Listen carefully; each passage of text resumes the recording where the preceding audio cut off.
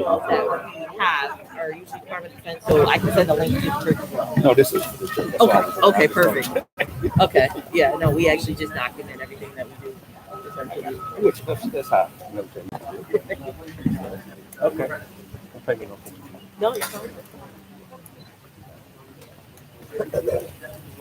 Thank you very much.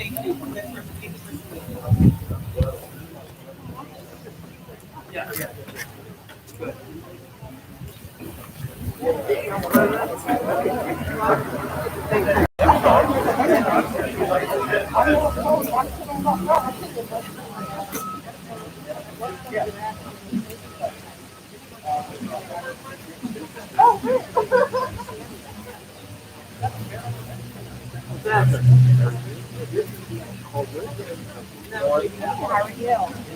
Oh, thanks.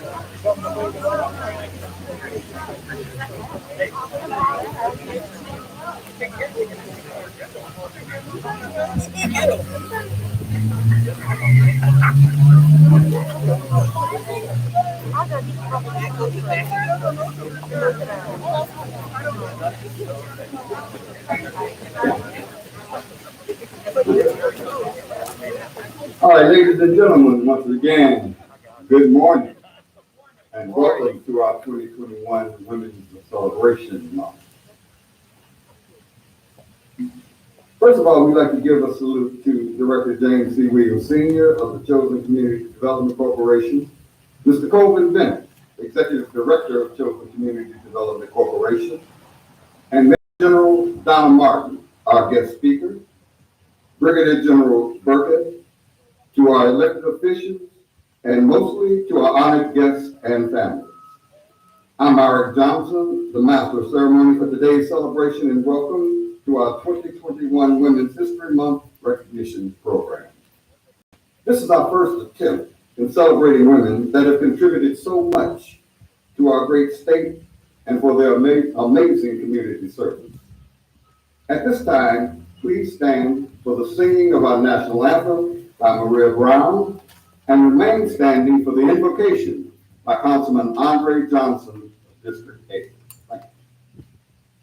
Oh, can you see by the dawn's early light what so proudly we hailed at the twilight's last gleaming, whose broad stripes and bright stars through the perilous fight, for the ramparts we watched were so gallantly streamed, and the rockets ran black, the bombs bursting in air, gave proof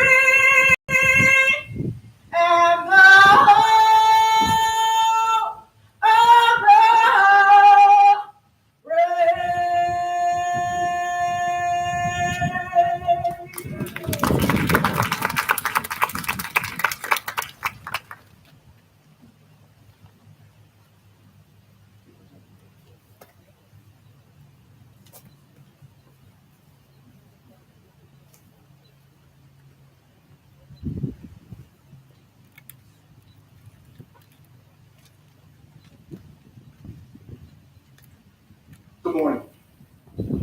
Lord, all hearts bowed, our heads bowed. Lord, as we reflect in our nation's history on the stories, the history, the struggle of women throughout the years, we seek to learn from those voices who have been left behind.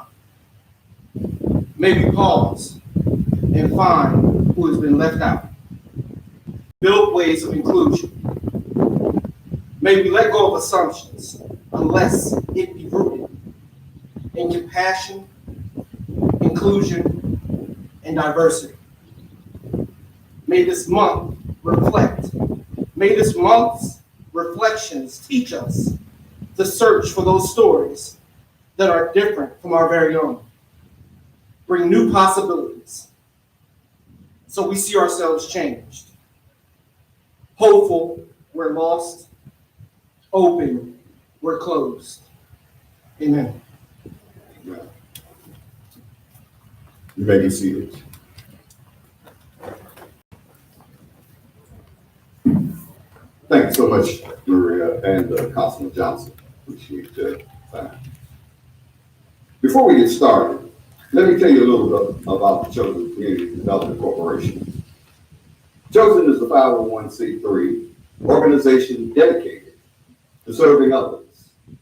The corporation is organized exclusively for charitable, educational, and scientific purposes to develop children, youth, individuals, and families, those in socioeconomically challenged areas through educational and human services programs. Our goals are to enhance self-sufficiency and maintain a lifetime sustainment and create a healthier community for today and tomorrow. Chosen offers holistic programs, classes, and seminars to empower and assist individuals and families. We accomplish these goals through our 4 dynamic directorates. Our first is the Women Empowerment Center and Food Services led by Deidre Sykes. Is Ms. Sykes here? Okay. All right. Which houses our kitchen, food drive, and pantry. It assists women with affordable housing and short-term housing for them and whatever they may need to sustain themselves and their family. Next is our Education and Technology Director, led by Dr. Rashard McCarthy. Dr. McCarthy. Raise your hand if you hear, sir. Okay. In this directorate, we have our before and after school program, our award-winning Leadership Academy, and our STEAM programs. The next is our Community Resources Directorate, led by Ms. Brenda Walden. Ms. Walden, raise your hand. Oh, she's at the front. Okay, she's at the front gate. This directorate has our health and wellness programs, job resources, and training, as well as our youth and career development programs. Our nursery and daycare is on the way. We can't and don't do this alone. It is because of our amazing volunteers, sponsors, and partners that we're moving on a successful pathway. We have volunteers that are dedicated to serve over 18 plus hours a week. We thank all of our sponsors that have helped us grow along this pathway. We've accomplished so much this year. We fed an average of 1,500 people every month since June 2020. We've closed over 800 families and children since December. Lastly, we are the 2021 Governor's Award recipient for leadership and volunteerism. I think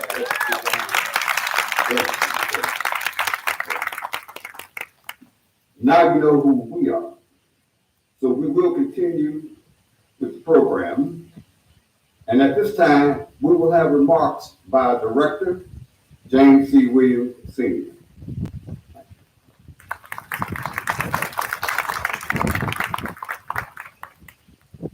Thank you, Brother Johnson.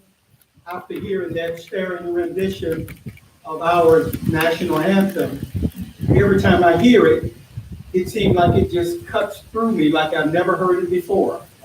We are Chosen Community Development Corporation. We are here to serve you, and we are just grateful. As you look above, not you, those persons that are inside of the tent, but if you look at this bright sunshine and feel the gentle breeze of the wind, you could have selected to be any place else, but you have chosen to be here with us. Now, we are grateful for it, all of our distinguished guests, for the leadership team of the Chosen Community Development.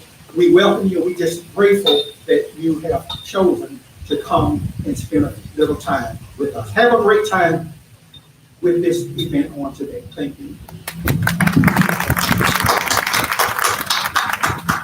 Thank you, Director Williams.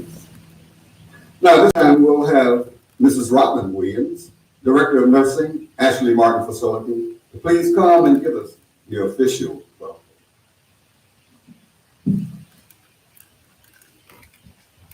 Good morning.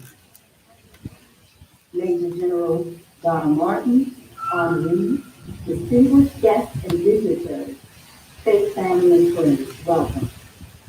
If you ask a woman about some of her life's highlights, I believe many, if not most, would say time spent with other women.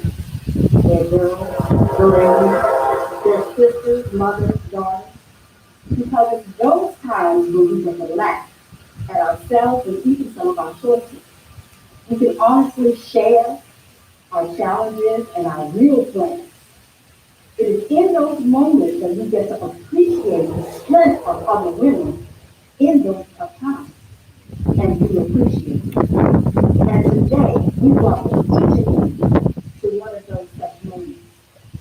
On behalf of Chosen CDC, Pastor J.C. Williams and the Mount Zion family, our friends and our guests, we welcome you to today's event. Thank you.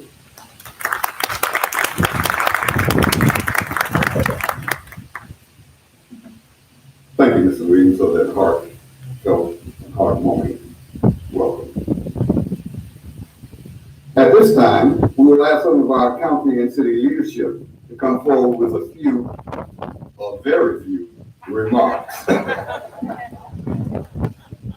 Mayor of Aberdeen, Mr. Patrick McGrady.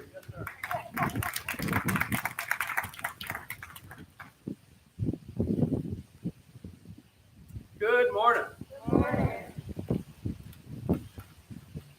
Pulling out my regular glasses so I can look at you with my regular glasses here.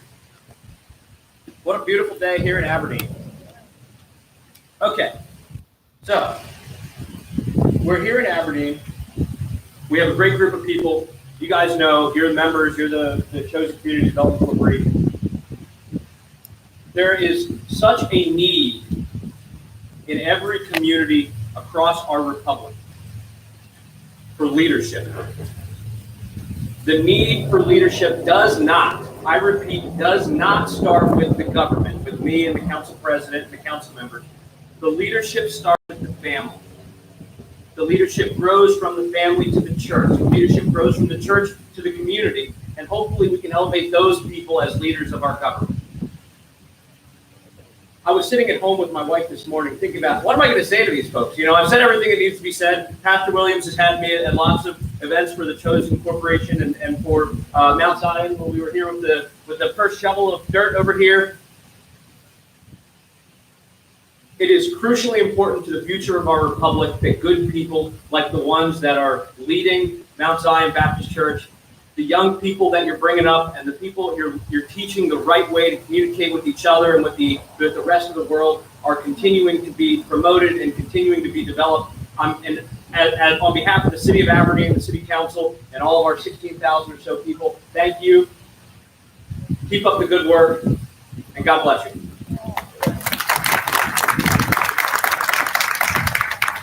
Thank you, Mayor McGrady. And remember, we still need those 13 acres.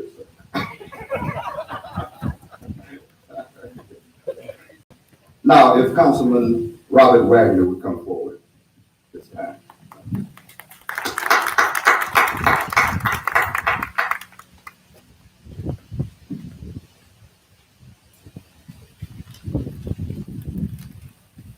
Good morning, and thank you so much for the opportunity to be invited to this occasion today and to celebrate such a worthy and honorable event. Anytime, especially in these unsettling times, whenever we can celebrate community service, we should. I would like to thank James Wilson, the director, for his dedication and commitment to the community and Hartford County, to the recipients of the chosen award on behalf of my council district and Aberdeen, and my fellow council members, many who are here today. A sincere thank you for all that you do and are doing to make a positive impact both here in the community and in Hartford County, and for all of our futures. Again, thank you for this opportunity. The word was be short and sweet. Thank you very much for all you do, and we look forward to working with you in the future. Thank you so much, Councilman Bradford. We appreciate that. And now, representing the business community, this is Karen Hope from the Hartford County Economic Development Office.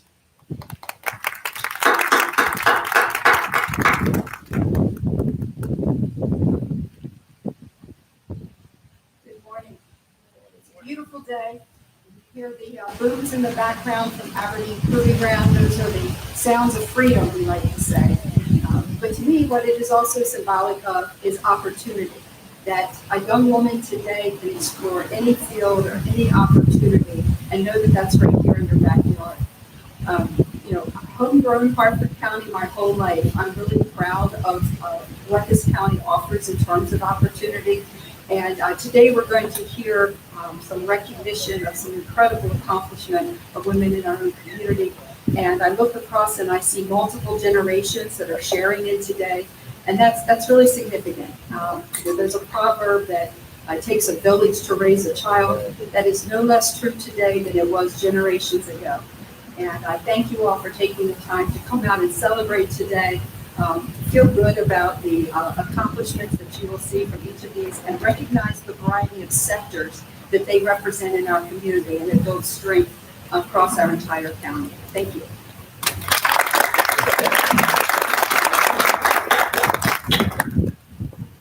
Thank you to everyone for those welcoming, warm, and heartfelt thoughts.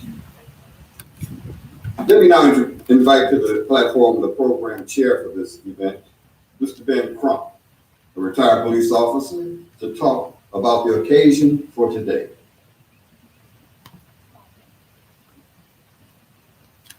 Good morning. It's not my time now, but we have one of our honorees, a wonderful recipient that has to leave. She has a huge event, and when I call her name and tell you all of the community service that she's been doing for the city of Aberdeen, you'll understand why. Her event starts in about probably 10 minutes ago.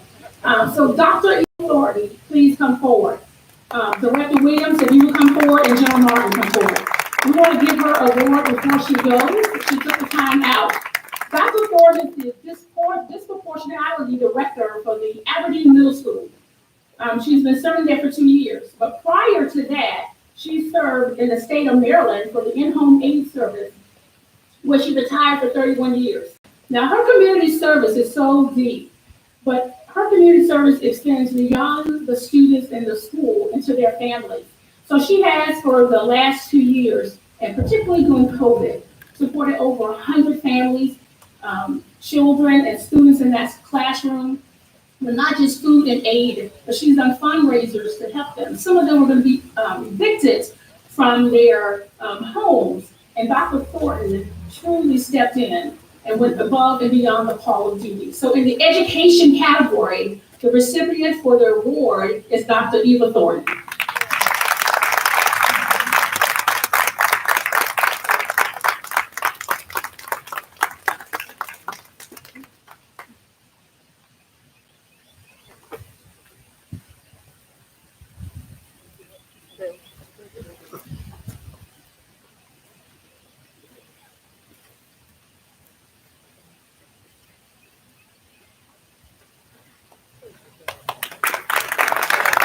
Thank you, Dr. All right, Mr. Crump.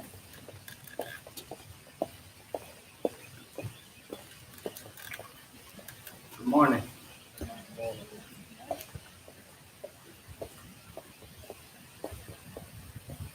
one of the things that we have had to do since we started Chosen, we had to learn how to adapt. So change and adapt is nothing new to us.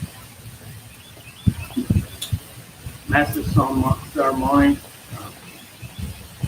Major General Martin, honorees, honorable elected officials, and guests. Women's History Month is an annual celebration honoring the contributions of women to American culture, history, and society. Women's History Month is observed annually during March to coincide with International Women's Day on March the 8th. Women's History Month grew out of a Women's History Week celebrated in Sonoma County, California, in 1978. 1980, President Jimmy Carter proclaimed the week of March the 8th, 1980, as the first National Women's History Week. Women's History Week was expanded to Women's History Month by the United States Congress in 1987. Throughout history, women have made contributions enhancing mankind to higher heights. However, it was the onset of World War II that allowed women to transition from their pots and pans to welding torches. Pies and cakes turned into tanks and airplanes. The unexpected secret weapon is now realized. The once considered frail woman is now the tough woman doing a tough job. Women during difficult times will find ways to toughen up and meet the challenges presented to them. Now, I was blessed to have been raised by such a woman. My mother was a country girl. She understood in order for her to reach her goal, she had to be tough. While managing a family of 4, she attended night school. She rose to become the first woman branch manager of Consolidated Bank and Trust in Richmond, Virginia. Upon retiring after 25 years of service, she was appointed to the New Kent County School Board.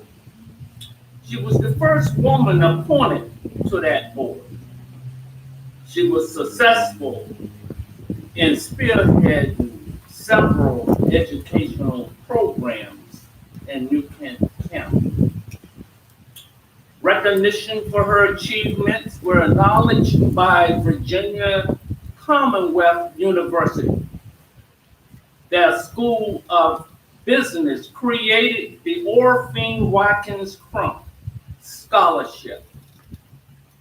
This scholarship was especially formed to address the needs of first-year business students.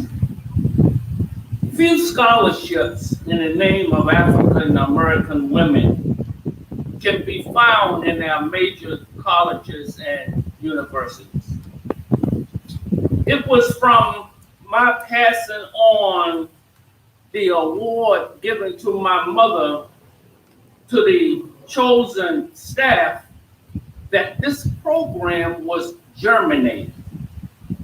The Chosen Community Corporation, Chosen Community Development Corporation staff realized there are many more tough women dealing with difficult circumstances meeting the challenges before you.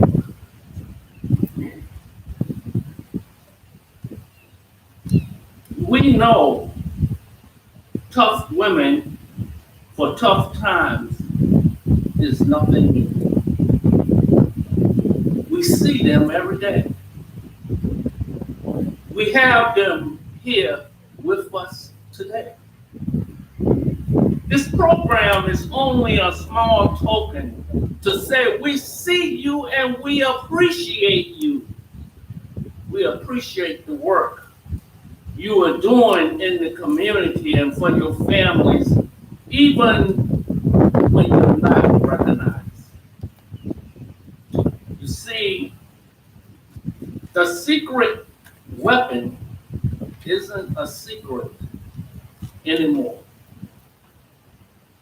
We pray that the Creator will bless you and continue to keep you in His and her hands.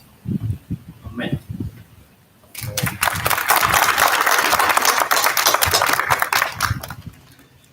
Thank you. On that note, Mrs. Vicki Horn, the Director of the Aberdeen Chamber of Commerce and the Main Street Coordinator, will recognize some of our women organizations and women in leadership. Thank you. Ladies and gentlemen, again, thank you for attending the 2021 Women's History Month and Recognition Program. I'm here to introduce some amazing women and the organizations that they are leading. This event is all about honoring strong women for tough times. As I call your name, if you could please stand and remain standing and hold your applause until the end. Councilwoman Casey Boyer, Cavity Grace, Maryland. Allison Einhoff, Sark. Roberta Clay, President, Zeta Pi Beta Sorority. Sheila Chapman, Vice President, Silver Saints.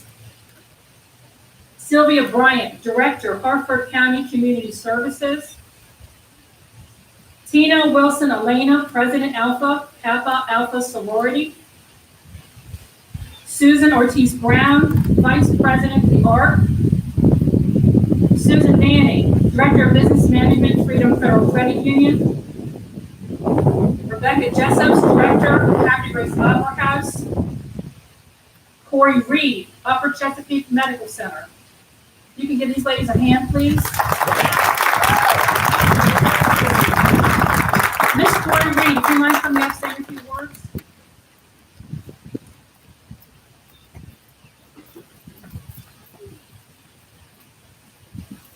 Good morning. I'm delighted to be here today. I was also delighted to see that I was going to be able to reach the podium. So, I have here with me today Adriana Orsi, who is also our program secretary. I'm the nurse case manager for the breast and cervical cancer program at Upper Chesapeake. We partner with the health department to provide uninsured and underinsured women with breast and cervical cancer screenings.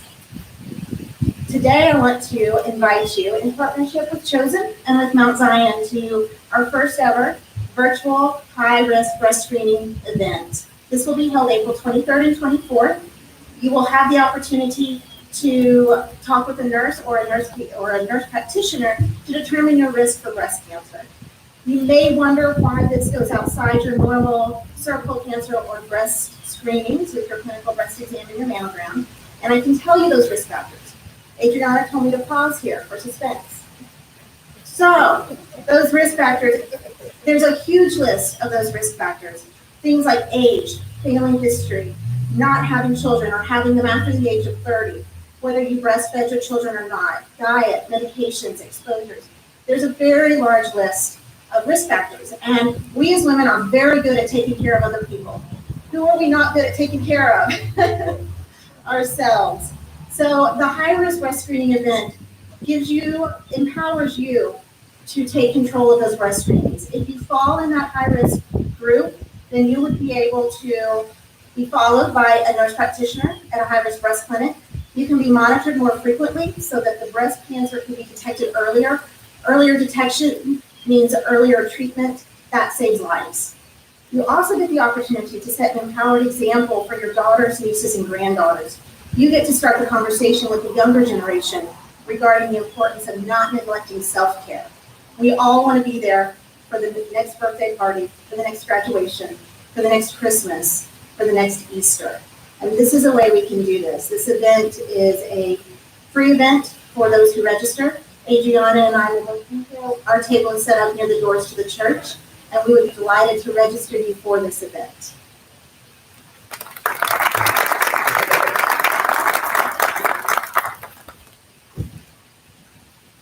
Thank you, ladies, for your outstanding contribution to and powerful presence in historic organizations.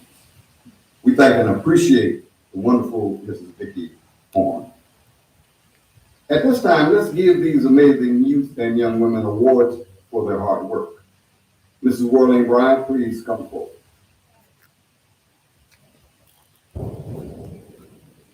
Well, good morning. It is an amazing day, not just a great day, it is an amazing day. And what makes it so amazing, we're going to recognize some well-deserved women who were definitely strong and who definitely committed themselves during the tough times. So we're so excited about that. We sent out the call for nominations for young women as well as adult women, because we need to start training them now to have something to achieve other than just the grades in school. Community service and community support is most important. So let's get started without further ado. Our elementary school winner is Miss Samantha Otawale. Samantha attends the Rosedale School. It is a private school. Samantha is in the first grade. Her community service during COVID, Pastor, Martin, please come forward also, was that she works with Project Lioness. And for those who are not familiar with that program, they collect blankets for kids during a hospital. So not only did Samantha collect blankets, she made blankets and she recruited other kids to do the same. So our elementary winner is Miss Samantha Otawale.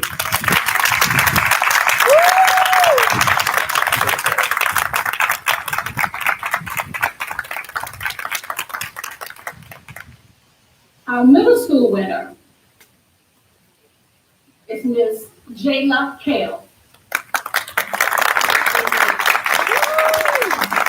Jayla has supported numerous nonprofit organizations since she was probably about 4 or 5 years old, according to her mom.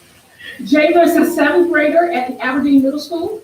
Her community service was to prevent hunger and homelessness throughout Aberdeen. So she planted seeds, she nourished those seeds, the vegetables grew, and we picked them, and she delivered them to some of the elderly, as well as she supports the monthly food drives. Your middle school recipient, Ms. Jayla Kale.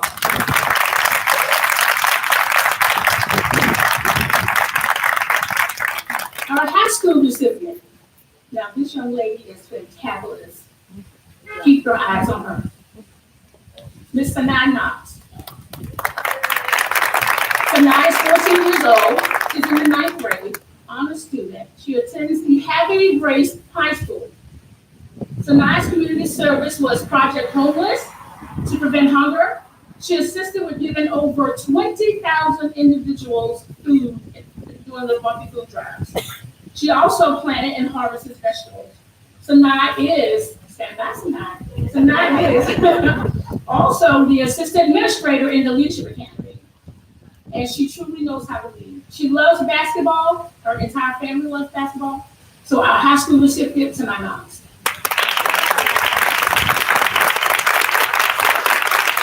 College recipient is Ms. Amari Barnes. And no, this is not Amari. Amari's dad would not allow her to get out of college today to come receive the award. She's a senior with a full load of classes at the University of Maryland Eastern Shore. She supported a lot of the food drives during COVID. She also supports the Kids to Mentoring program.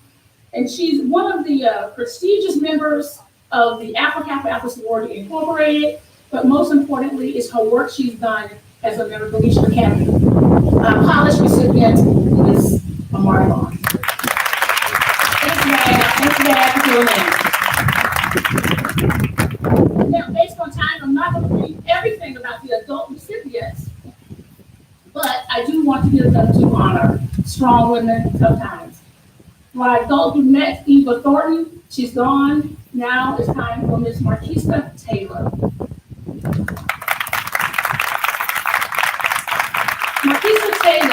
a military nominee and not a soldier. She's retired Air Force for 20 years. She's a firefighter and EMT. Now, she also volunteers her time in her community service to another fire department called Morningside Department.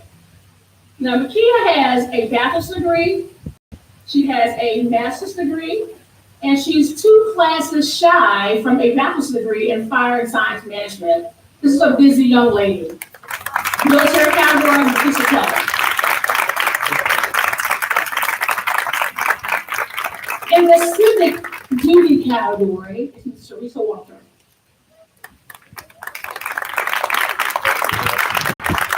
Ms. Walter worked with the Harford County Sheriff's Office and retired in 2005. She was a captain in the Southern Precinct, one of the busiest precincts in Harford County. She earned the rank of deputy first class all the way up to precinct commander. She is the first female in 230 years of history of a Harford County Sheriff's Office to be promoted to captain and commander. After 25 years with Harford County, she's still going strong. In the category of city duty, wonderful, wonderful police chief, Teresa Walker.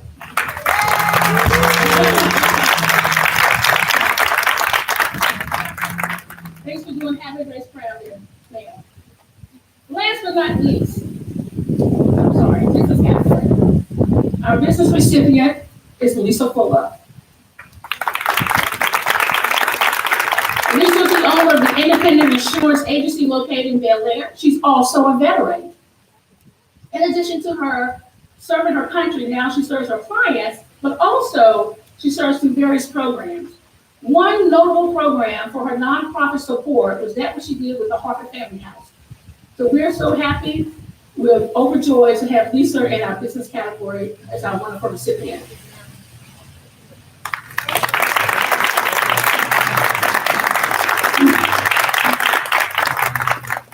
Now, last but not least, between the director and Major General Martin, we're gonna get in trouble because she didn't know she was receiving this award. So we kind of gave her a hoodwink a little bit, you know. Some call her the notorious BGB. We know her as the Equity Task Force Commander for the state of Maryland. Because no one has done more in the medical field, no woman right now, than what she's doing to help us prevent, stop, deter the COVID virus from spreading. She's a graduate from the Amari Hampton University. She has 2 or 3 different degrees, 2 master's degrees, one from her university, from the University of Maryland, and an additional one from the War College. I can't tell you what all the assignments from Kabul, Afghanistan, to the numerous assignments that she's done in DC. She's worked in various senators' offices, but today she's here with us to receive the medical award in that category, Brigadier General Janine Burkhead.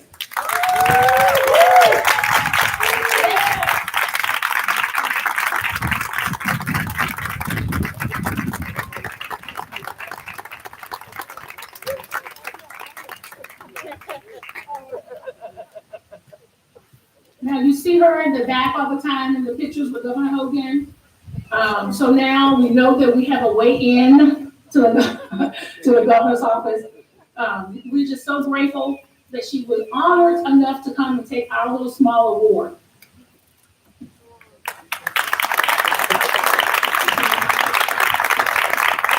So let's give a round of applause to all our honorees. Amazing women, strong women in tough times.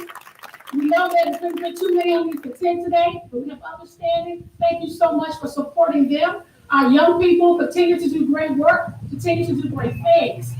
And to the Councilman President, sir, Mr. Vicente, thank you for being here. We'll see you, sir. Thank you so much for being here. And to Councilman Gio Giornato, thank you, sir, for being here as well.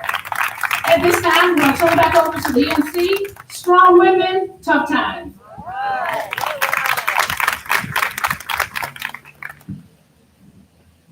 Congratulations to each one of you. We're so proud of your contributions to your community, to your families, and to your peers, and give a gateway to those who come behind you, knowing that whatever you need to do, you can do. Now, to introduce our keynote speaker. One of our Department of Defense civilian employees, retired military officer and administrator, Ms. Doreen Livingston, for the introduction.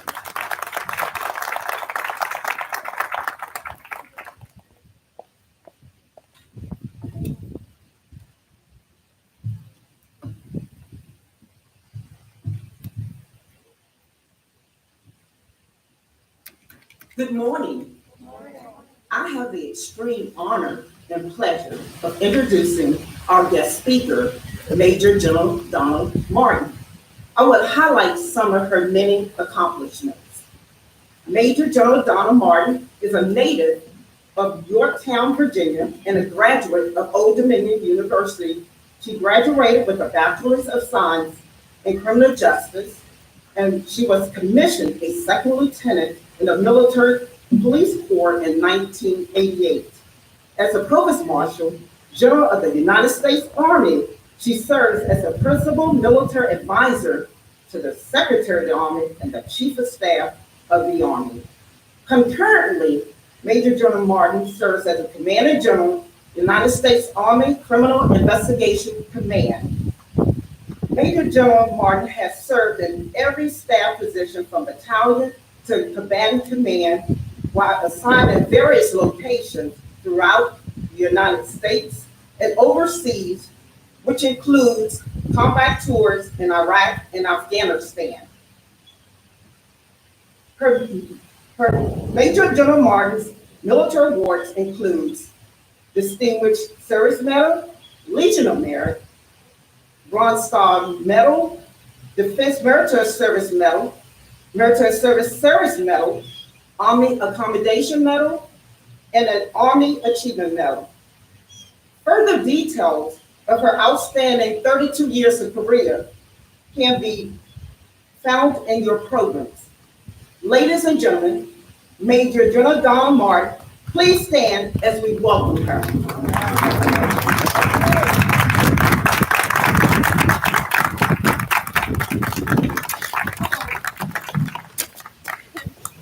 Good morning, please take your seats. And I won't be in trouble with Joe Burkhead. It's 2 trumps 1. Good morning, ladies and gentlemen. It is truly an honor to be with you at this recognition ceremony and to have the chance to speak with all of you and just be in the presence of these amazing women. I was so excited when I heard the motto, strong women for tough times. And when I think of strong women, I think of Maya Angelou, amongst many others. But Maya Angelou is one of the most influential women in American history. She was a poet, a singer, a memoirist, and a civil rights activist whose award-winning memoir, I Know Why the Caged Bird Sings, made literary history as the first nonfiction bestseller by an African-American woman. Maya Angelou had a difficult childhood. As a Black woman growing up in Stamps, Arkansas, she experienced racial prejudices and discrimination all throughout her life. At the age of 7, she was assaulted by her mother's boyfriend, who was then killed by her uncles as revenge. The incident traumatized her to the point that she became a virtual mute for many years. I Know Why the Caged Bird Sings, as well as her other works, have been one of the loudest voices in the civil rights movement and explore subjects such as identity, rape, racism, and literacy, and illustrate how strength of character and love of literature can help overcome racism and trauma. It is quite fitting that this month is Women's History Month because throughout our history, extraordinary women have fought tirelessly to broaden our democracy's reach and help perfect our union. Through positive leadership, activism, and protest when needed, generations of women have appealed to the values at the heart of our nation and fought to give meaning to the idea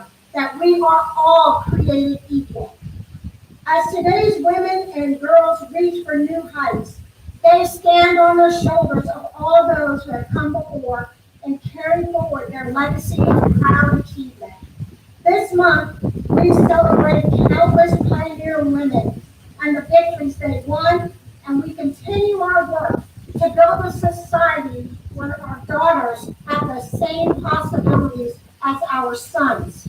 Courageous women have called not only for the absence of oppression, but for the presence of opportunity. They have demonstrated for justice and also for jobs, ones that promise equal pay for equal work. And they have marched for the right to vote, not just so their voices would be heard, but so that they could have a seat at the head of the table with grit and resolve. They have fought to overcome discrimination and shatter glass ceilings.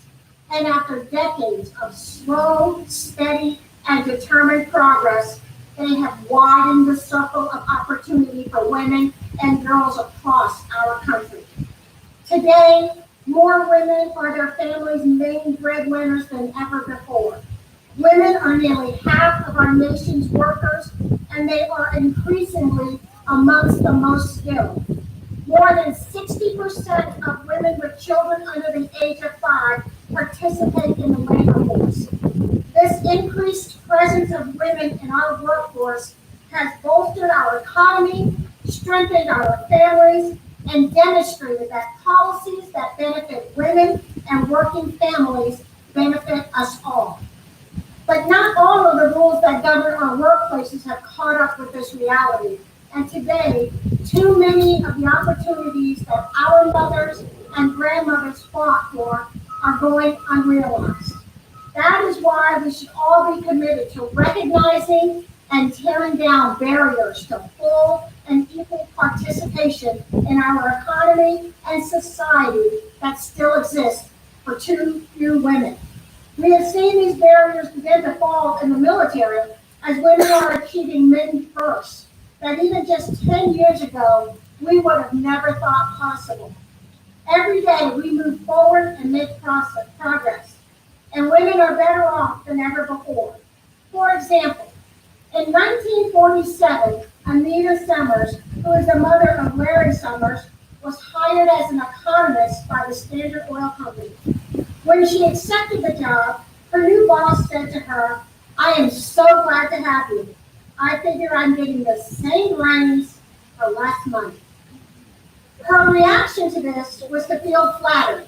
It was a huge compliment to be told that she had the same brains as a man.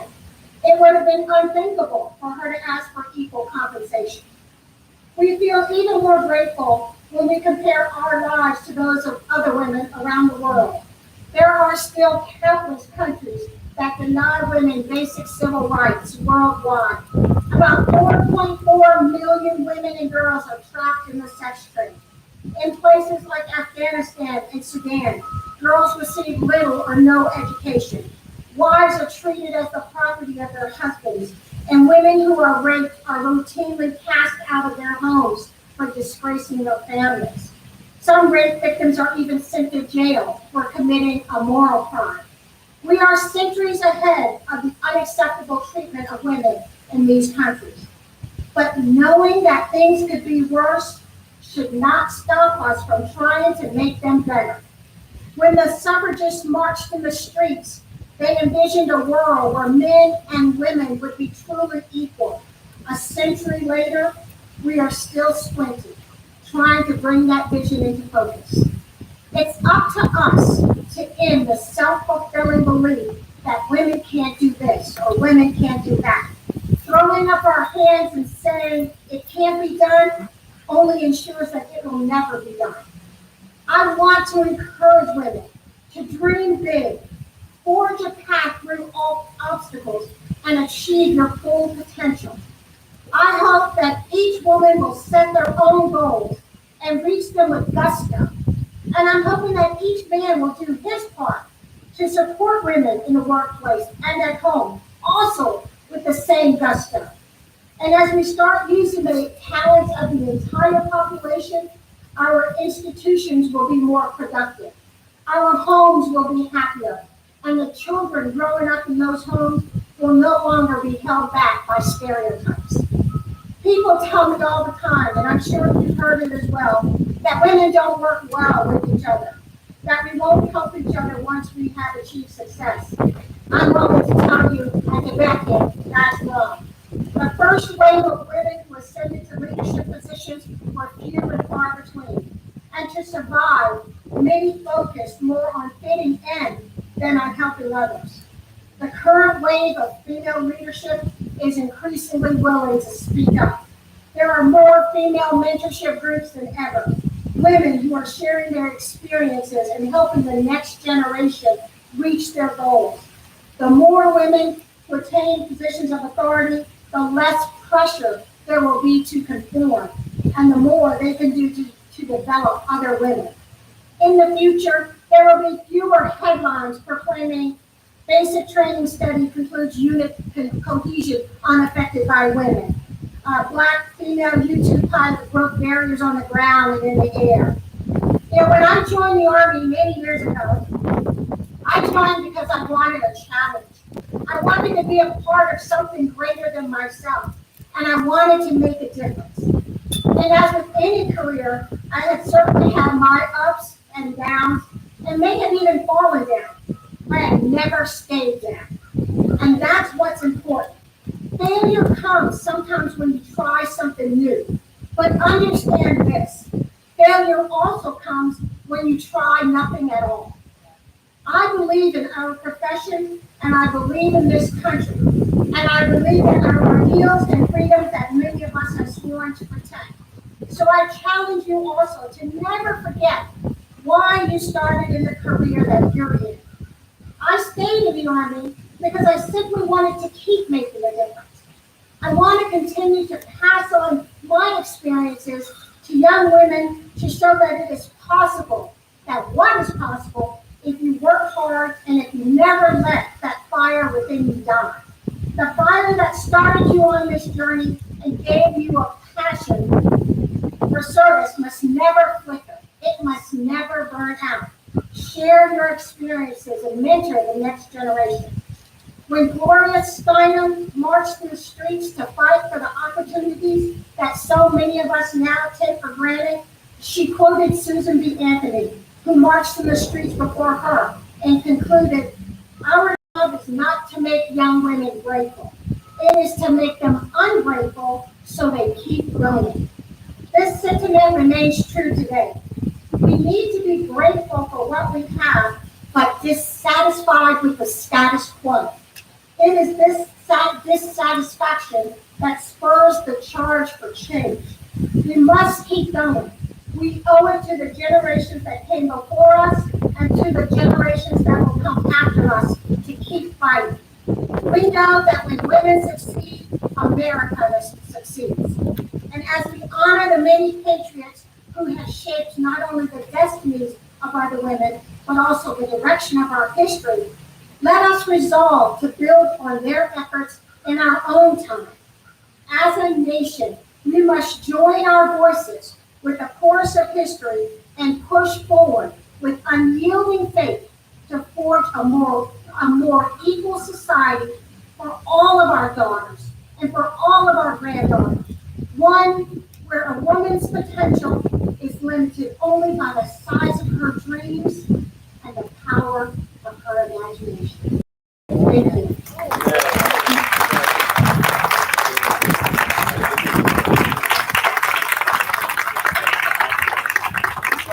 Thank you. Thank you so much, Molly, for those grounds and thought-provoking speeches you gave us. Now we're going to ask the Director Williams to come up and give us appreciation. To General Martin, ma'am, thanks again for driving all the way from the Pentagon, from Quantico, where you have several offices. But what you don't know about her, she is the first, for those military personnel out there, female maneuver commander ever. So she's another glass ceiling breaker, and we're so grateful for her time and for her service. Just one other admin remark. All the recipients, please remain for a group photo before you leave. Okay? Thank you. So that was it. All right, this time we'll have closing remarks by our director, J.C. Williams. I think we ought to put our hands together and just really celebrate what is already taking place here on this morning. Of course, we are living in unparalleled times, and God has raised up unparalleled people. I want to first thank you for your presence, for our distinguished guests. We want to particularly thank God for our keynote speaker. As I was congratulating her, she mentioned something in her speech that resonated in my spirit. She said that she had been knocked down. She even fell down, but she didn't stay down. Isn't that marvelous? Major General, I'm going to use that later, so I'm going to give you your credit now. We also would like to thank our support team. Although it's an outdoor event, there's a lot of work and commitment that had to go in for this to happen on today, and we want to thank them. We also would like to join you in congratulating our recipients. For those of us who had a strong mother, a strong aunt, or strong daughters, or strong wife, we realize that nothing is impossible if you put your mind to it. I would also like to acknowledge our board of directors. Many of them are unable to be here today, but we thank God for them, and particularly our deputy director, Sister Orphene Bryant, our executive director, Brother Colvin Bennett, and all of our executive teams that has, within less than a year or so, have been at the forefront of moving, supporting the community forward. And last of all, I would like to thank the leadership of the Mount Zion Baptist Church, for which chosen is an extended arm to reach the community.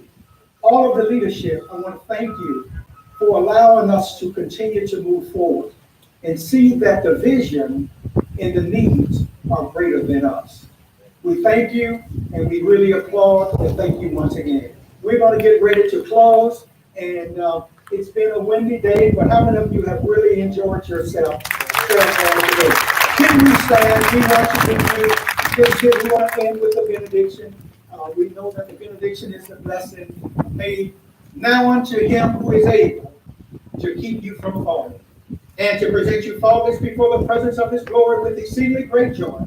To the only wise God be glory, majesty, dominion, and power, both now and forevermore. Let everyone say, amen. God bless you. Thank you. Congratulations, Dad. You did a great job. Absolutely, Dad. Well.